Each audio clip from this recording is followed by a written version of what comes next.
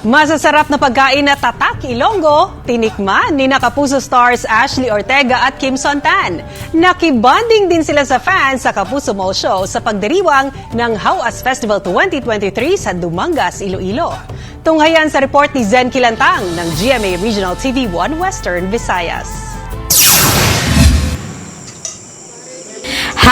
#memorable para sa Kapuso stars na sina Ashley Ortega at Kim Sontan ang kanilang pamamasyal sa Iloilo. Kasama nila ang Ilongga singer at The Clash Season 1 finalist na si Kyril Ugdiman. Food trip ang una nilang in-enjoy, kaya hindi nila pinalampas ang chance na matikman ang mga pagkaing tatak Ilonggo gaya ng chicken inasal. May sinigang na tangige rin, crispy pata, at syempre, hindi nawala ang fresh buko. Ang sarap, ang fresh. Parang tong bukong to. Fresh na fresh. Sobrang na-enjoy ko actually. Yung na-enjoy ko dito yung chicken.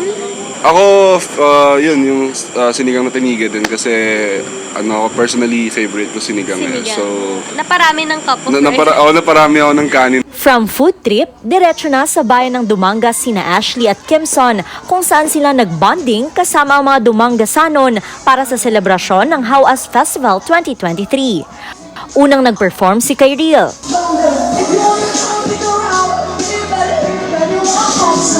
Dahil umaapaw ang energy ng fans, humataw na rin sa kanyang performance si Ashley.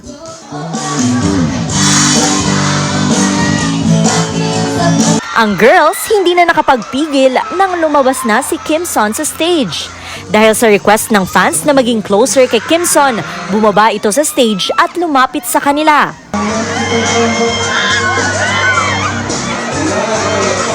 Naki-countdown din ang Kapuso stars sa fireworks display, simbolo ng matagumpay na selebrasyon ng Hauas Festival ngayong taon. For sure, babalik at babalik kami ng Iloilo. Ako syempre gusto ko magpasalamat po sa lahat ng mga taong pumunta. Sobrang taas ng energy nyo.